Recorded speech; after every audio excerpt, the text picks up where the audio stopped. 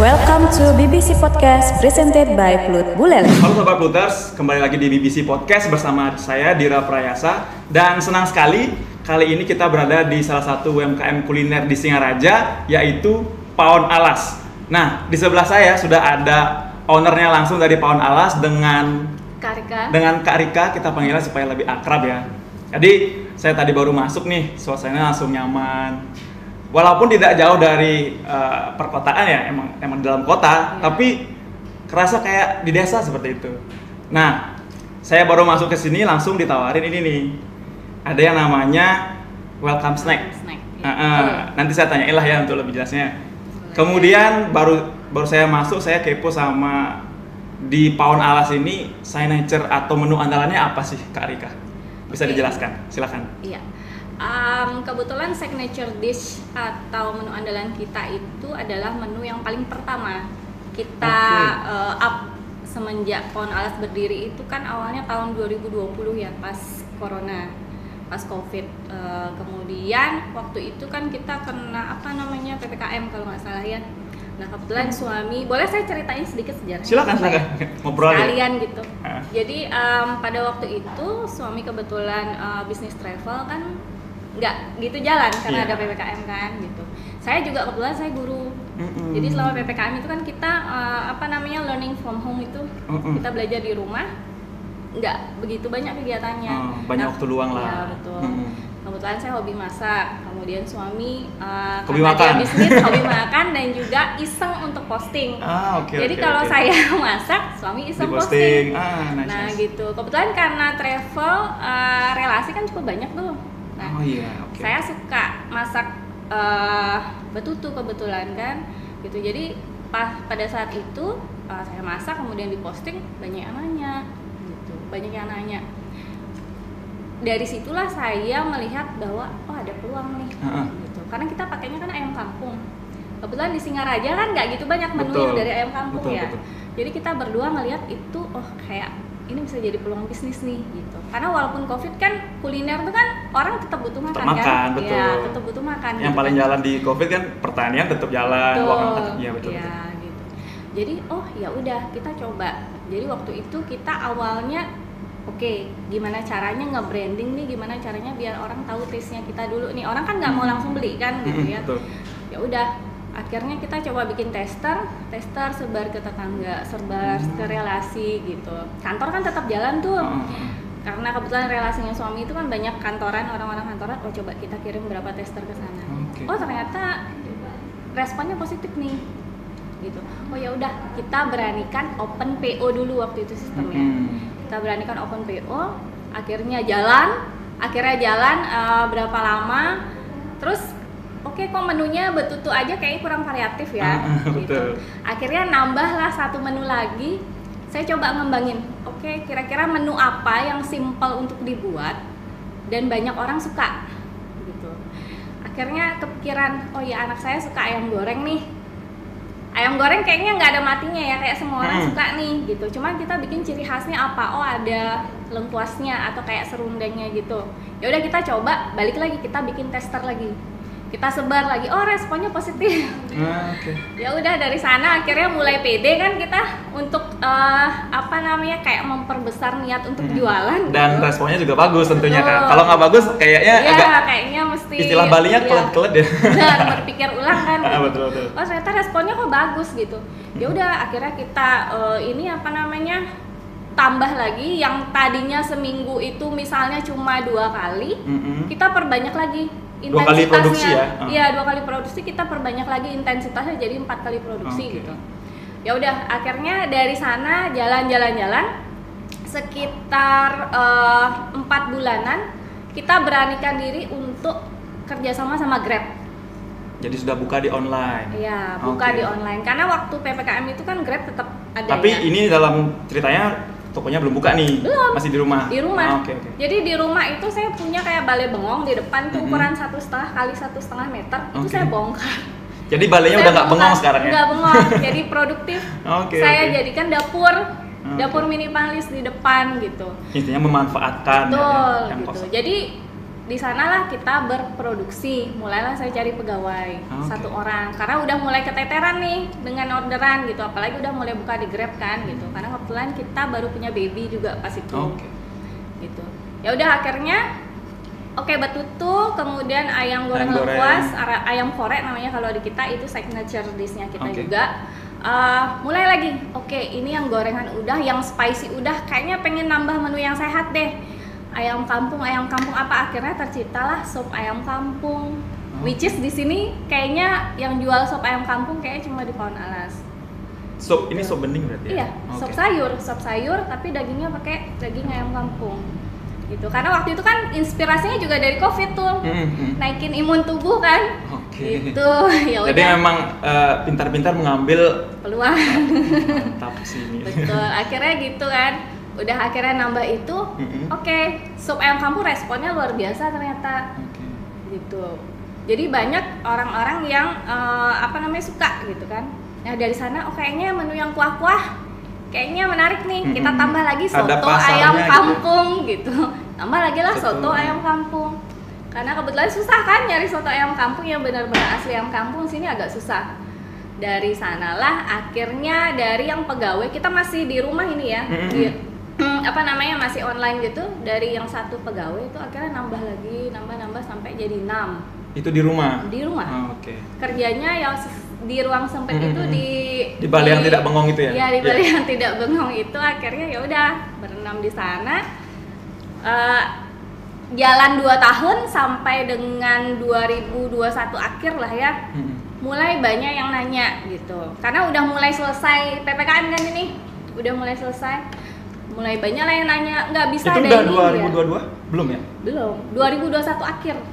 Ya, kan mulainya 2020 awal kita. Terus 2021 akhir mulailah banyak yang nanya, nggak bisa dine in di tempat ya? Boleh makan di tempat nggak? Kita bingung gitu, kita cuma punya garasi, kayaknya nggak representatif kalau buat tempat makan gitu. Kasian juga takutnya malah ekspektasinya turun gitu ya. Karena kesannya nggak bagus kan gitu. Dan dapur kita kan kelihatan banget dari sana kayak kurang ini aja gitu. Belum prefer lah ya. Iya, belum. Akhirnya muter kan otak, sekarang nih kita kalau sewa tempat kayaknya costnya akan banyak di sana nih. Musim belum benar-benar pulih Covid-nya kan. Aduh, gimana ya caranya biar bisa memfasilitasi keinginan customer itu ngerasain situasi dine in gitu di Pohon Alas. Akhirnya kita kebetulan punya tanah di sini. Kebetulan di Pohon Alas yang sekarang udah berdiri, kita punya tanah 2 are. Kemudian kita punya tanah 2 are, kita mikir tadinya kita mau bangun rumah nih di sini. Kita udah beli gambar sama arsitek. Ini sebenarnya kita mau jadiin rumah 2 tingkat. Tapi akhirnya otak bisnisnya kan jalan lagi nih. Daripada kayaknya dijadiin rumah, kita belum perlu juga nih. Gimana kalau dijadiin tempat usaha, bisa ngasilin duit dulu. Betul. Tuh. Tapi dananya terbatas. Gimana caranya? Ya udah kita bangun seadanya aja. Makanya kalau dilihat ini desainnya bata ya. Tapi yang saya lihat malah unik ya. Bata karena itu bukan sebuah kekurangan sih kalau jujur ya. Ini sebuah kelebihan ya. Malah jadi keunikan ya. Iya, betul. Gitu. Jadi di awalnya ini sebenarnya karena kita keterbatasan dana untuk finishing sebenarnya. Gitu kan. Tapi kalau di finishing beda vibes-nya malah ya. Betul. Gitu. Kita seadanya seperti ini, cuman saya berpikir waktu itu sama suami gimana caranya membuat yang sederhana tampilannya kayak gini jadi menarik gitu loh tampilannya. Akhirnya kita berpikir bata bisa nggak sih kalau misalnya pakai dinding biasa kan bisa dipakein hiasan lukisan atau misalnya foto gitu ya. Saya mikir yang unik apa ya? Akhirnya kita coba kita cari orang yang bisa melukis mural gitu ya? Iya, mural. Saya inspirasinya dari situ. Kita mural aja batanya gimana. Akhirnya dapat orang untuk yang bersedia untuk ini. Gambarnya apa? Kita mau gambar logo biar tahu kalau ini Pohon Alas. Kemudian yang kedua karena saya dulu kebetulan pernah ngajar TK. Jadi suka anak kecil gitu kan. Makanya kita punya konsep yang restonya harus ramah anak. Makanya di sini smoking areanya pun saya bikinin khusus di luar. Karena kita nggak mau anak-anak terkontaminasi sama asap rokok. Ya kita nggak mau anak-anak terkontaminasi sama asap rokok karena konsep kita adalah resto yang child friendly.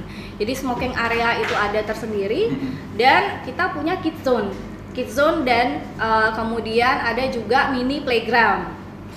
Ada mini playground. Kenapa? Karena ini juga sebenarnya situasi yang sering kita alamin kalau kita makan di luar ngajak anak kecil pasti suasananya agak ribet. Anaknya perlu sesuatu untuk dieksplor biar dia bisa tenang. Dan orang tuanya juga tenang ya. Iya, dan orang tuanya juga bisa nikmatin makan. Oke. Gitu. Ya udah akhirnya terciptalah konsep ini dengan menu andalan betutu yang tadi itu. Oke, dan tadi juga kita pertama kali masuk juga melihat memang kafe atau restoran ini benar-benar kids friendly banget gitu. Karena baru masuk aja sebelah kiri kita udah terlihat itu ada yang namanya kids zone ya. Iya, betul, kids zone. Masuk lagi ke dalam, di ujung ada lagi nih mini playground. Iya. Wah, ini memang benar-benar untuk solusi untuk ibu-ibu sosialita gitu kan, bisa arisan di sini, kemudian anak-anaknya bisa main-main di sana, dan staffnya juga banyak di sini, mungkin bisa sama-sama saling memperhatikan anaknya seperti itu. Oke, lanjut. Nah, ini saya sebenarnya saya mau nanya nih, kenapa ada kids zone tadi, tapi sudah dijelaskan, tapi nggak apa-apa, lanjut aja. Nah, ini adalah saya baru datang, langsung ada welcome snack lah. Ini pengalaman apa sih yang mau diberikan ke pelanggannya? Baru datang udah dikasih, belum mesen udah dikasih, seperti itu. Ya, sebenarnya ini bercermin dari pengalaman kita juga. Oke. Yang namanya kita cari tempat makan tuh pasti dalam situasi kita lapar. Nggak mungkin kita istilahnya laparnya jam 8, kita dari jam 7 kita udah nongkrong di tempat makan. Panggilan dulu baru nyari gitu ya? Iya kan, gitu ya. Nah itu, makanya saya yakin ketika orang datang ke tempat kita itu pasti orang udah dalam kondisi lapar. Dan untuk menikmati makanan, karena kita kan semuanya fresh gitu ya, bukan fast food, jadi perlu proses kan sekian lama untuk menghidangkan makanan. Nah itu saat nunggu lapar tuh pasti nggak enak kan rasanya. Betul, gitu. betul. Apalagi ada anak kecil, makanya anaknya bisa main dulu untuk ngisi waktu, orang tuanya bisa nikmatin welcome snack dulu untuk ganjel perutnya yang lapar. Sehingga nanti sabar gitu loh, bisa sabar sambil nunggu makanannya dihidangkan. Tapi sebelum makanannya dihidangkan kan ada juga nih, udah lapar padahal milih menunya lama karena menunya banyak gitu kan. Ada juga yang kayak gitu. Bahkan kadang-kadang sih sebenarnya kalau kita lagi fully book nih, kadang-kadang kita ada situasi yang crowded banget tuh kan. Kita pasti warning dulu ke customer gitu loh, Pak Bu, kita lagi kondisi crowded nih. Seandainya nanti kita lihat, saya membiasakan sih sama staff kita, coba dilihat-liatin kalau misalnya welcome snacknya udah habis dan customer masih harus nunggu lama, itu biasanya kita kasih komplimen tambahan. Oh nice, gitu. Kayak misalnya starter, kalau misalnya anak kecil gitu yang nunggu, mungkin kita kasih apa gitu ya, es krim dulu 1 scoop biar nggak nyeh-nyeh dulu lah istilah balingnya anaknya gitu. Biar karena nanti lah ya. Iya, karena kalau situasi makannya udah nggak enak pasti nanti nggak bisa nikmatin makanannya. Berarti memang gitu. dijaga sekali ya untuk perasaan nyamannya seperti di rumah sendiri lah bisa dikatakan. Kita percaya sih kalau situasinya udah nyaman, bisa nikmatin makanannya secara maksimal sih. Itu sih sebenarnya. Karena memang aja. Makanan yang enak pun ketika dicari antriannya lama, belum lagi panas, makanannya lama datang, itu pasti mempengaruhi sih. Awalnya yang makanannya enak malah moodnya jadi nggak bagus kan. Betul. Itu jadi itu dilakukan untuk mengantisipasi hal tersebut. Oke, bagus.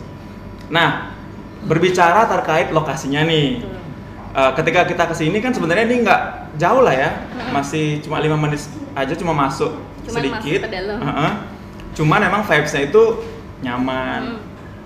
Habis itu sepi juga, maksudnya suara-suara dari luar tuh tidak sampai terdengar ke dalam. Nah, ini kan sebuah kelebihan, tapi juga sebuah tantangan nih buat business owner kan. Karena gimana caranya mendatangkan pelanggan ke toko ini, apalagi kan kita sudah punya outletnya ya. Jadi cara-cara apa sih yang dilakukan untuk menarik pelanggannya ke sini? Oke. Ya, karena tadi seperti yang sudah saya sebutkan sebelumnya kan, kita sebelum resto ini berdiri tahun 2022 itu kita sudah buka secara online dulu dari tahun 2020. Jadi sebenarnya kita udah punya market tuh ketika kita buka restoran, itu kita udah punya market. Jadi istilahnya tidak ada Astungkar sih nggak ada kekhawatiran bahwa tidak akan ada pelanggan gitu. Cuman kan tetap tantangan ke depan gimana menarik pelanggan baru supaya datang ke sini gitu ya. Karena tempatnya kan agak ke tengah nih. Which is yang tadi udah dibilang juga sama adiknya bahwa itu sebenarnya adalah salah satu USP kita atau unique selling point kita juga gitu. Kelebihan kita di sana gitu. Karena situasinya jadi nggak bising, private, homey, cozy gitu ya. Nah, sekarang tantangannya apa nih jadinya dengan lokasi kita yang agak ke dalam, terus gimana caranya kita mengatasi tantangan itu? Sebenarnya kita ada beberapa cara. Yang pertama ya udah kita nonjolin unique selling point kita tadi itu, yang kita tonjolkan ketika kita buat konten misalnya di sosmed itu adalah tempatnya cozy, nggak bising. Jadi misalnya kalau anak-anak keluarga gitu dia mau bikin birthday party nggak takut bising gitu karena private suasananya. Kemudian kalau mahasiswa misalnya, mahasiswa mau bikin tugas gitu ya, kita tersedia colokan loh di setiap tempat duduk. Betul, baru ngeh juga nih. Itu sebenarnya pertimbangan kita di awal supaya orang ketika dia makan mau sambil kerja itu bisa. Jadi co-working space juga berarti ya? Working space juga gitu. Terus kalau misalnya sekarang kan mana-mana bawa gadget ya, gitu. Siapa tahu dia lowbat gadgetnya, nah itu bisa sambil dicas. Jadi gitu. Ujung-ujungnya adalah meningkatkan kenyamanan dari pelanggan sekali itu. lagi itu, gitu ya. Kemudian selain kita punya USP atau unique selling point yang seperti itu, terus kita juga punya strategi marketing, beberapa strategi marketing lah ya yang kita anggap bagus gitu untuk kita terapkan. Kayak misalnya kita aktif di IG ya, kita aktif up konten di IG, kemudian kita juga ada di Google, kemudian kita juga kerjasama, kita ada kolaborasi dengan Grab, kemudian yang akan masuk ini selain Grab nanti ada Shopee Food gitu. Kemudian kita juga kerjasama dengan beberapa instansi di Kabupaten Buleleng. Kita nerima pesanan nasi box gitu dan lain sebagainya. Jadi kalau dilihat kita punya market itu tidak hanya online, tapi juga bisa dine in, bisa juga catering. Oke, jadi lengkap lah ya. Iya. Kalau yang perlu untuk acara-acara kita ada cateringnya, perlu acara arisan yang ngumpul di sini juga bisa. Kayak gitu. Mau lagi mager misalnya di rumah, mau pesan lewat GrabFood atau Shopee Food juga bisa. Dianterin sama abang Gojeknya gitu. Bener. Kita juga ada driver tersendiri. Ada juga driver. Oke. Itu sih. Nah, ini kan saya lihat tadi menunya juga banyak nih. Mau tahu sebenarnya bagaimana tahapan-tahapan untuk menciptakan menu baru untuk tetap berinovasi lah, terutama kan ini berbicara masalah kenyamanan, otomatis kan apa yang dicari pelanggan juga kita harus mau nggak mau harus ada nih ke depannya. Itu bagaimana sih prosesnya untuk Pohon Alas sendiri? Ya, yang pertama itu pertimbangannya adalah menu itu bisa dinikmati oleh anggota keluarga, karena kita kan konsepnya ini family resto, child friendly. Jadi menu yang kita siapkan di sini kalau bisa itu lengkap, bisa dinikmati sama anaknya, bisa dinikmatin sama ibu bapaknya, bisa dinikmatin sampai sama kakek neneknya, kayak gitu. Makanya dari yang rasanya, taste-nya misalnya kayak healthy banget, kayak sup gitu ya, kemudian sampai yang spicy kayak betutu itu ada gitu. Kemudian kalau inspirasinya kita sih memilih menu-menu yang istilahnya cukup familiar sebenarnya, dikenal gitu, tapi kita punya keunikan tersendiri dari bahannya, kayak misalnya ayam kampung tadi ya. Gitu ya. Kemudian kita ada menu nasi goreng gitu. Cuman kemarin kita punya satu best seller di sini itu namanya nasi goreng katsu. Nasi goreng katsu itu dulu saya pikir kan gimana caranya, kalau nasi goreng biasanya proteinnya kan cuma telur atau enggak ayam atau enggak seafood gitu ya. Saya mikir gitu, oke, anak-anak kayaknya mungkin udah biasa sama yang kayak gitu, tapi kalau kita mau nambahin tekstur biar krenyes-krenyes selain pakai kerupuk apa gitu ya, akhirnya terciptalah nasi goreng katsu itu. Kayak gitu, itu lumayan jadi best seller juga di berarti kita. Nasi goreng katsu ini fusion food lah ya? Iya, fusion food. Jepang sama Indonesia digabung. Berarti kalau umpamanya ada pelanggan kesini nih, dia mencari sebuah makanan yang di saat resto ini belum ada. Itu ada kemungkinan nggak buat Ristu ngembangin menciptakan menu tersebut? Bisa Mungkin aja. spesial menu lah atau apalah dulu gitu. Bisa aja. Sebenarnya itu kalau istilahnya request dari pelanggan itu kita sudah fasilitasi itu ketika ada pemesanan nasi box ya. Jadi kayak nasi box biasanya SKPD atau kadang orang pribadi itu dia suka pesan nasi box. Oke. Itu kadang mereka bisa request menu. Gitu, sesuai dengan Bahkan yang belum ada di menu reguler. Iya, kadang-kadang bisa. Gitu. Kayak misalnya kemarin ada salah satu kampus gitu ya di Singaraja gitu mau ngadain wisudaan gitu. Kita sebenarnya nggak punya menu sudang lepet. Akhirnya pada saat itu kita bikin Jukut Undis, akhirnya pada saat itu kita bikin. Pokoknya Ada food test dulu nggak sebelum gitu? Apa dia udah Paon Alas yang bikin udahlah enak gitu? kebetulan sih rata-rata kan customer yang ke kita istilahnya dia request menu spesial gitu, mereka nggak pernah minta Coba dulu gitu iya ya? nggak pernah minta coba dulu sih ya. Dan rata-rata biasanya setelah kita rajin sih ya, ketika misalnya ada orderan spesial kayak gitu kita rajin untuk nanya gimana kesannya. Oh, iya. Bukan apa-apa, tapi kita percaya bahwa bahwa review dari customer itu adalah kritik yang membangun atau bisa jadi acuan untuk kita meningkatkan kualitas menu yang kita punya. Betul. Karena prinsip saya bahwa customer itu kan udah bayar, dia berhak dapat kualitas yang Terbaik lah. paling bagus, yang terbaik yang bisa kita kasih. Betul. Gitu. Jadi memang kendala sering terjadi di UMKM adalah belum ada komitmen untuk terus berkembang dan berkembang. Contohnya sekarang Paon Alas kita lihat udah jalan dengan stabil nih. Dan itu tuh kata-kata stabil itu menjadi sebuah gimana ya, ancaman ya, Iya, karena betul. kalau UMKM tidak ada yang stabil, harus inovasi terus. Bila perlu sebelum ada permintaan kita sudah ada barangnya. Seperti itu benar Kak ya? Betul. Ini aja kita masih berpikir istilahnya kayak Mau apa buat ya? apa lagi Iya, nih, buat apa lagi nih? Mau buat apa lagi? Itu yang nggak boleh mati dari pengusaha Iya, Kak ya? ya. Ini juga yang sebenarnya yang kita lagi coba sekarang, tapi saya nggak share di sini dulu ya, Oke. biar nanti jadi surprise Oke, siap. ya gitu. Kita mau produk baru apa lagi nih dari Paon Alas gitu. Itu sih. Berarti artinya Paon Alas sedang meracik sebuah menu baru gitu ya? Betul, menu baru, produk baru yang Mas Tungkar sih mudah-mudahan nanti responnya bisa sepositif menu-menu yang sudah ada, bahkan mungkin bisa nggak hanya di Singara aja, mudah-mudahan bisa dibawa sampai keluar kota kayak gitu. Oke. Itu sih. Wah, lumayan waktunya padat tapi ilmunya berlimpah nih teman-teman. Nah, mungkin terakhir Kak. Ya. Terakhir buat teman-teman kita penonton BBC Podcast yang saya juga mau deh terjun ke kuliner gitu ya. Apa sih ada ya pesan-pesan lah kepada teman-teman, buat saya juga sama teman-teman mungkin. Oke. Dari Paon Alas ya, silakan. Kalau dibilang pesan-pesan mungkin kayaknya gimana gitu ya, karena kita sendiri masih banyak PR dan masih harus belajar banyak. Tapi di sini yang mungkin kita bisa sharing gitu ya, bisa memotivasi gitu untuk teman-teman yang mau buka UMKM adalah bahwa pinter-pinter baca peluang gitu. Sebenarnya banyak sekali ada peluang bisnis di sekitar kita gitu. Cuman kita kadang-kadang tidak ngeh gitu dan tidak mau menggali lebih banyak gitu.